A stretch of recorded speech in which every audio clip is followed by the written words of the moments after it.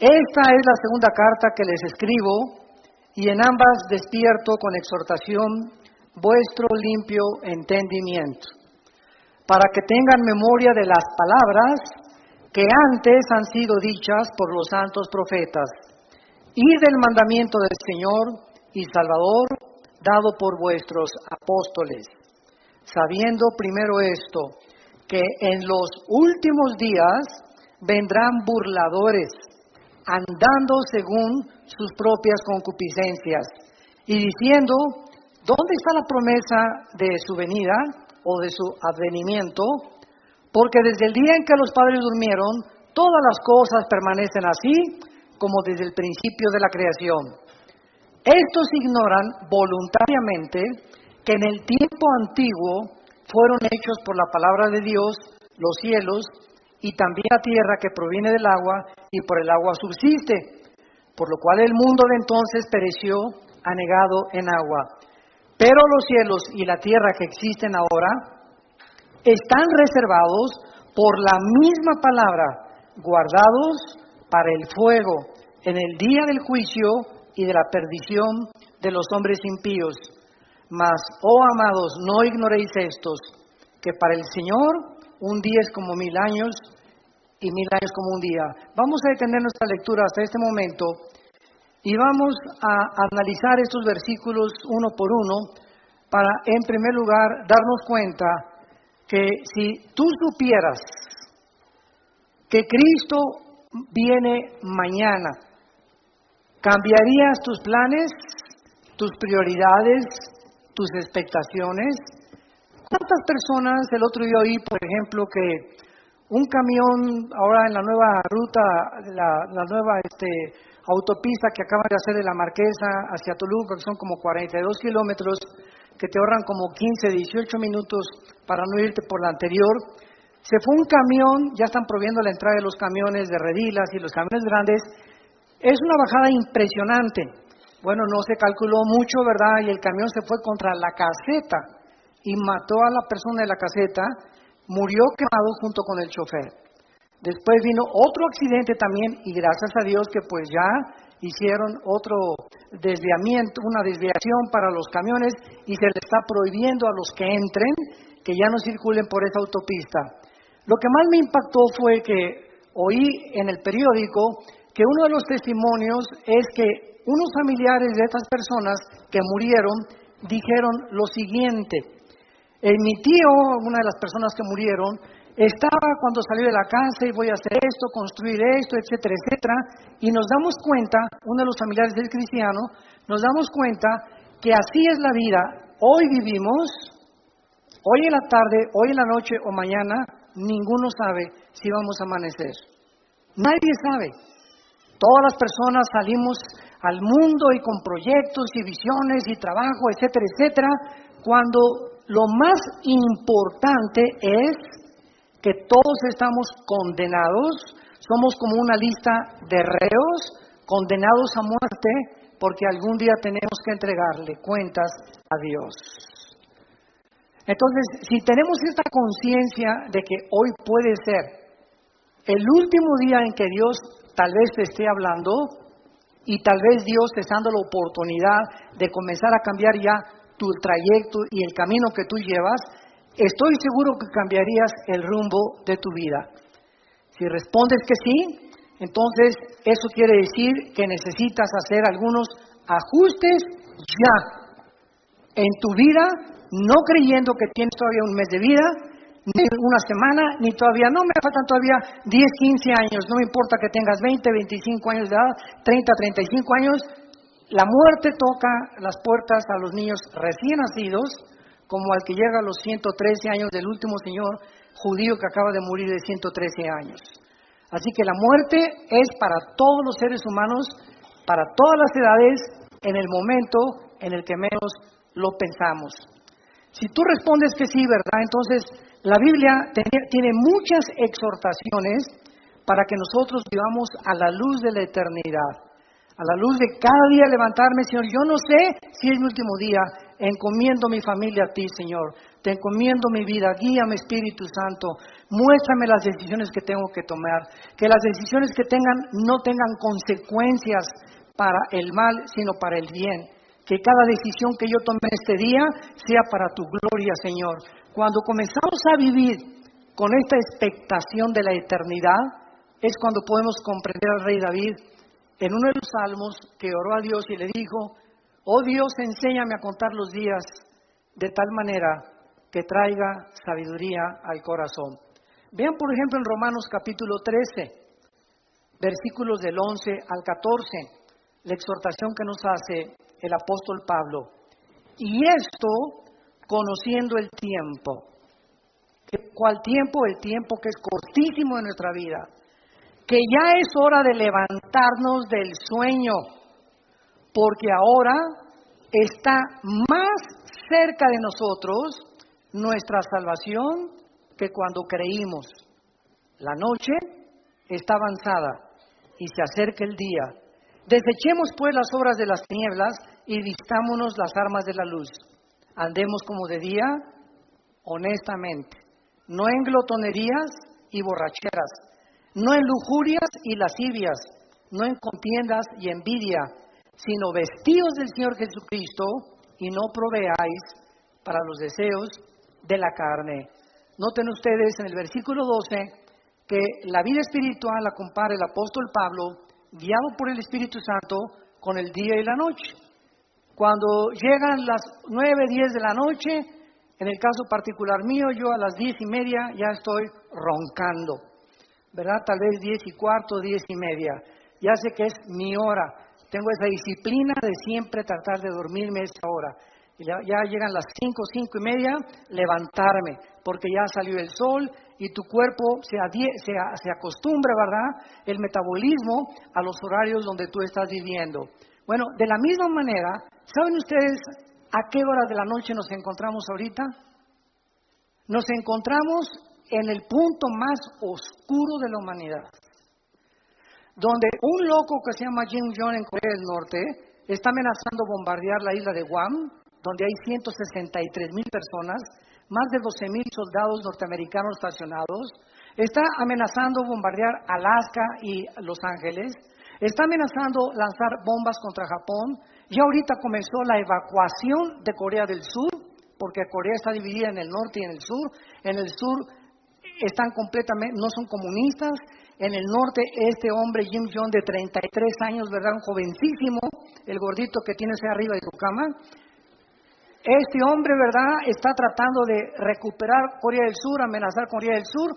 En Corea del Sur hay más de 17,000 Marines o marinos de Estados Unidos, y tienen un sistema ahorita, gracias a Dios, ¿verdad?, como escudo contra misiles, pero misiles Hwang-2, que no son los grandes, que viajan a más de 6,000, 7,000 kilómetros de distancia. Entonces, el mundo está ahorita así en una expectación impresionante. Anoche oí un noticiero que investigaron a los habitantes de Guam. Guam es una isla que está como a 2,500 kilómetros de Corea del Norte, entre Honolulu y Japón, en medio casi de Indonesia, Filipinas. Y fueron a la isla, una isla preciosa, ni siquiera sabía que existía esa isla. En muchos mapas ni aparece. Entonces, unas playas preciosas, pero está la estación más grande norteamericana de los portaaviones y de los aviones destroyers.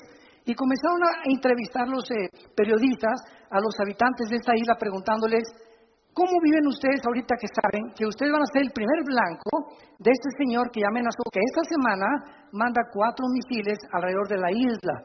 Y simplemente la pura radiación de esos misiles, aunque no tengan todavía cabezas nucleares, es peligrosísimo para los habitantes. Y el 80% de los habitantes contestaron: es que todos nos levantamos en esta isla sabiendo que es nuestro último día. No esperamos amanecer. Y si amanece, le damos gracias a Dios. Sabemos que en cualquier momento ya estamos, ahora sí que ya con esta amenaza desde hace muchos años, desde los abuelos de este señor Kim Jong, que siempre amenazó destruir esa isla por odio a los americanos. Entonces, cuando dijeron esto, me llamó la atención, porque es la forma como un cristiano debe de vivir. Todos sabemos que al levantarnos tal vez sea el último día. ¿Sabes tú acaso si mañana amaneces? ¿Sabes tú un accidente en la carretera, una bala perdida, un asalto, un secuestro, una enfermedad? Que vais al hospital mañana, doctor, me siento de maravilla. Discúlpeme, don Pancho, pero los rayos X dicen que usted tiene cáncer y hay una metástasis que se le ha cundido por todo el cuerpo. Oiga, pero yo me siento bien, usted se siente maravilla. Los rayos X no fallan, usted tiene cáncer y tiene 3 meses de vida. Y así, de la noche a la mañana, te cambia el panorama de tu vida. Estoy seguro que cuando alguien recibe estas noticias, cambia completamente su manera de vivir. Se enfoca ya en otras cosas, se da cuenta que realmente tenemos que vivir, porque muchos de ustedes no están conscientes de eso. Aunque sabemos que vamos a morir, casi nadie vive bajo la luz de la eternidad. Mientras observamos estos acontecimientos actuales, estamos al borde de una guerra internacional. Nos han bombardeado con correos, oiga, es la tercera guerra mundial, ¿qué pasa si Corea del Norte cumple sus amenazas? Trump va a contestar estas amenazas.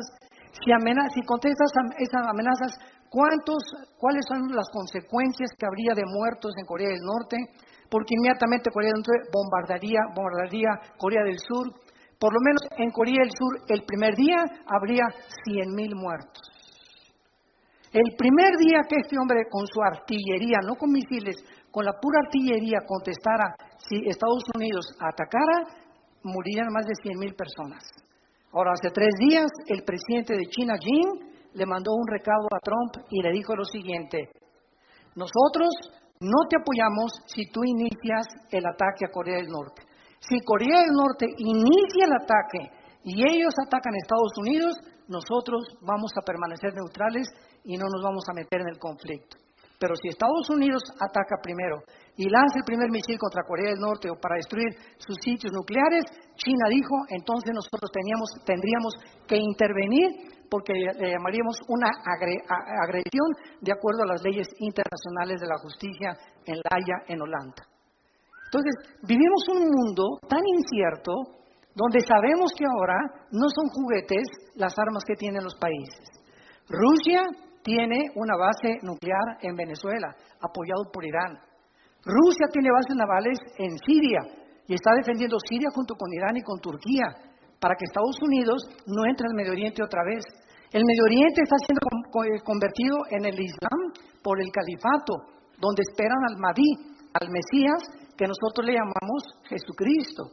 Y el Medio Oriente está como una olla hirviendo, sabiendo en la Biblia que ahí, en esta zona geográfica del Medio Oriente, estallará la Tercera Guerra Mundial, que en Apocalipsis 16, del 12 en adelante, se llama el Armagedón. Entonces, santos de Dios, si estalla ahorita una guerra con Corea o con lo que sea, no es la Tercera Guerra Mundial. Faltan 3 guerras. Una antes de que venga Cristo en el arrebatamiento, y va a haber 2 guerras o 3 a lo más durante el período de la tribulación. Simplemente en el 4º sello, Apocalipsis 6 del 5 en adelante, 1/4 parte de la humanidad va a morir. En la 5ª trompeta, 1/3 parte de la humanidad va a morir. Y cuando venga la guerra del Armagedón, si no viene Cristo y desciende con nosotros en la tierra, nos auto-extinguiríamos. La raza humana se autodestruiría del odio tan grande que existe en el mundo. Ahorita, en los últimos, escuchen esto, 100 años, en una ciudad llamada Charlottesville, en Nueva Jersey, antier, se levantaron después de 100 años un grupo de nacionalistas blancos, que son los que forman el famoso Ku Klux Klan, con los neonazis y con símbolos de la suástica nazi. En esta ciudad se levantaron para levantarse en armas y clamar que se necesita una reforma de los blancos, que los blancos deben de volver a gobernar Estados Unidos. Es el racismo en su último grado. En los últimos 100 años, esto no se había visto en Estados Unidos. Había habido pequeños brotes, ¿verdad? Siempre blancos contra negros, contra mexicanos, pero ya este movimiento que se levantó ahí en Nueva Jersey, en Charlottesville, hace 3 o 4 días, es algo, ¿verdad?, terrible, que nos habla la condición y la temperatura en que se encuentra el mundo donde tú y yo estamos viviendo. No cabe duda, vivimos en los últimos tiempos. Iglesia, despiértate, porque los castos del Apocalipsis ya se oyen en el cielo. El tiempo se nos acabó. Muy bien, vamos pues a ver de qué manera nuestra esperanza en el regreso de Cristo debe afectar nuestra manera de vivir. Regresemos a nuestro pasaje de 2 de Pedro, capítulo 3, y vayamos estudiando cada versículo. En primer lugar, aquí encontramos 3 líneas de pensamiento en el pasaje que acabamos de leer, 3 líneas de pensamiento a la luz de la realidad. Número 1, se nos exhorta en primer lugar cómo vivir en los últimos tiempos, vivir a la luz de las promesas de Dios. Esta es la primera cosa que se nos aconseja, particularmente relacionadas las promesas con el futuro. Veamos lo que dice el versículo 1. Amados, esta es la segunda carta que les escribo, y en ambas despierto con exhortación, despierto vuestro limpio entendimiento, para que recuerden, para que tengan memoria de las palabras que antes han sido hechas por los santos profetas. O sea, tenemos que recordar, en primer lugar, viviendo en esta última generación, recordar las promesas que en el Antiguo Testamento se hicieron respecto al futuro que tú y yo actualmente estamos viviendo. Esto se refiere a todos los eventos futuros que se profetizaron en el Antiguo Testamento, como viene la gran tribulación, la segunda venida, la apostasía de la iglesia que ya estamos viviendo. Nunca la iglesia cristiana había sido bombardeada con tantas herejías, con tantas barbaridades que se están predicando y que se están enseñando en los últimos 30, 40 años. Es impresionante la cantidad de miles, ustedes no lo saben, miles de cristianos en Sudamérica y en Europa que dicen no encontramos una iglesia con sana doctrina. Y están reuniéndose en sus casas, nos piden nuestros videos, nuestras enseñanzas a través de los CDs, etcétera, etcétera. Tenemos más de 3.725 reuniones en casas en Sudamérica que se están alimentando con el curso que tenemos de ITI, el Instituto Teológico Internacional que dirige mi hermano Alejandro, y se están alimentando de eso 1 hora diaria y están juntándose en su casa porque no encuentran una iglesia de sana doctrina. Es impresionante. En una que les piden bolsas para vomitar, en otras que la cachetada del Espíritu Santo, el chicle del Espíritu Santo, la caída del Espíritu Santo, etcétera, etcétera, que si no hablas en lengua no tienes al Espíritu Santo. Bueno, es increíble a lo que la iglesia ha llegado.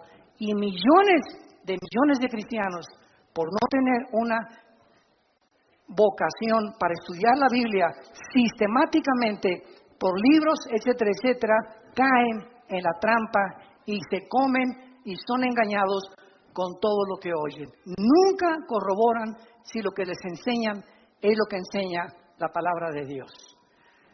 Tengan memoria que esto va a venir, no nos asustemos, como me dicen muchos pastores. Acabo de estar en Guatemala el último fin de semana, se celebró el 67 aniversario de Radio Cultural en Guatemala, en la ciudad, que es la estación de radio más prestigiosa en los últimos 100 años. Y esta radiodifusora celebró el 67 aniversario, me invitaron a compartir la palabra, y el sábado se unieron casi más de 1,700 pastores de diferentes naciones, de la ciudad de Guatemala, etcétera, etcétera. Y el domingo nos reunimos en el Parque Industrial y asistieron 18,000 personas. Entonces vemos nosotros que es una efervescencia de hambre de la palabra de Dios. Y cantidad de pastores me decían en Guatemala, hermano, es que necesitamos la sana doctrina, necesitamos regresar a las enseñanzas de la Biblia, a las enseñanzas que Cristo nos enseñó. Y yo el consejo que les daba es el siguiente: no se desilusionen, no se asusten, ¿Saben por qué? Porque Cristo nos los dijo. Cuando estas cosas sucedan, recuerden que yo se las dije antes. Entonces, esto tiene que suceder. No nos desilusionemos, al contrario, tiene que suceder. Y si sucede, es porque la Biblia es la palabra de Dios. Al contrario, esforcémonos, seamos valientes, echemos mano de la vida eterna. No perdamos la esperanza a la cual todos hemos sido llamados. Estemos firmes y constantes en la fe, sabiendo que nuestro trabajo no es en vano.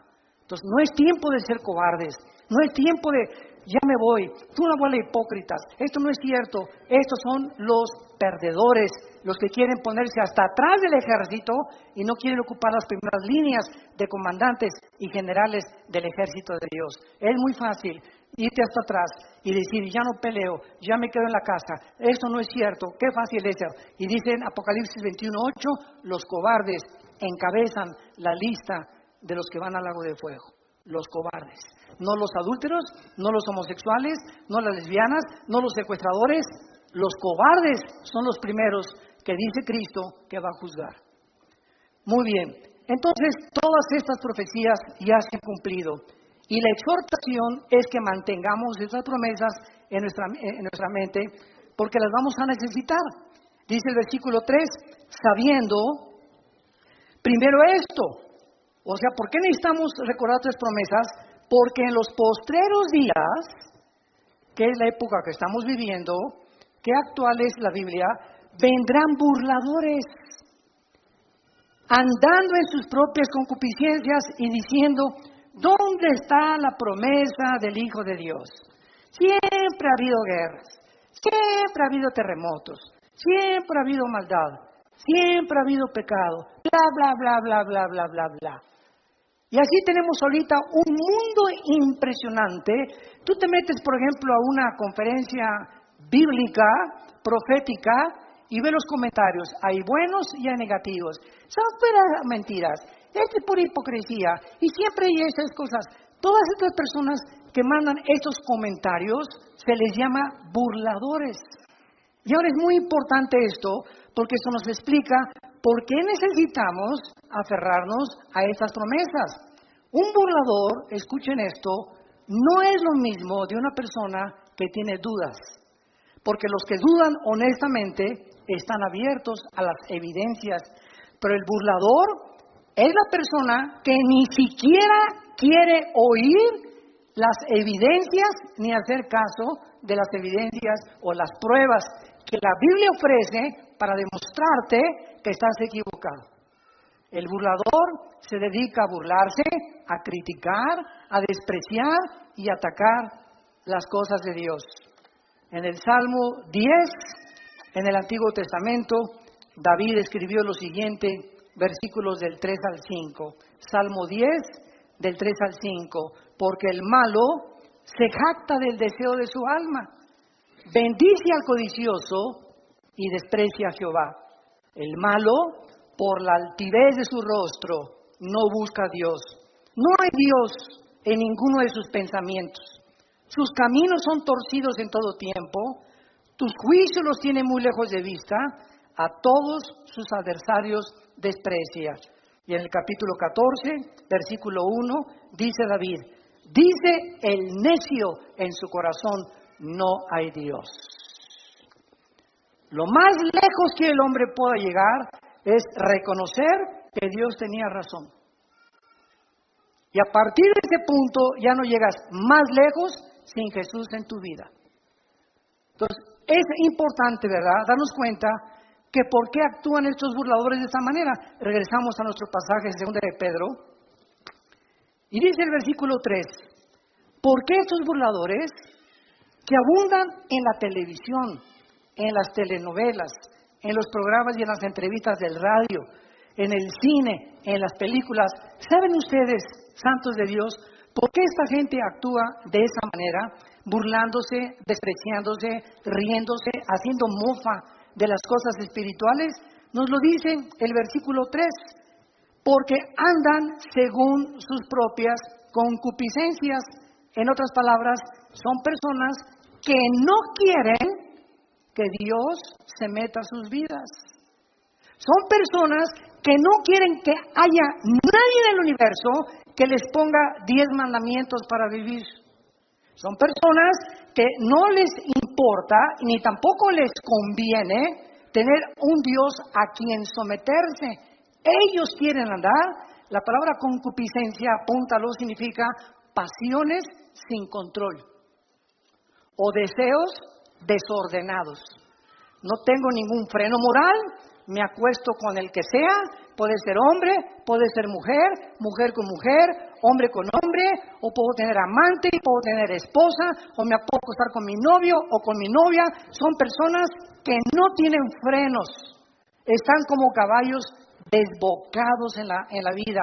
Hacen lo que, como caballos bien alimentados, relinchan tras las mujeres que no son su esposa. ¿Y saben ustedes por qué? Lo dice aquí en 2 de Pedro, capítulo 2, versículos del 10, que describe este tipo de personas. Y mayormente aquellos que, siguiendo la carne, andan en concupiscencia, o sea, en pasiones sin control, e inmundicia, y desprecian el señorío, atrevidos y contumaces, no temen decir mal de las potestades superiores. Versículo 12. Pero estos, hablando mal de cosas que no entienden, como animales irracionales, nacidos para presa y destrucción, perecerán en su propia perdición, recibiendo el galardón de su injusticia, ya que tienen por delicia el gozar deleites cada día. Estos son inmundicias y manchas, quienes aún mientras comen con ustedes, se recrean en sus errores. Tienen los ojos llenos de adulterio, no se sacian de pecar, seducen a las almas inconstantes, tienen el corazón habituado a la codicia y son hijos de maldición. Por eso se burlan de ti. Por eso te critican que eres cristiano. Por eso se mofan de la Biblia en los periódicos, en los libros, en las películas, en las telenovelas, etcétera, etcétera, etcétera, porque detrás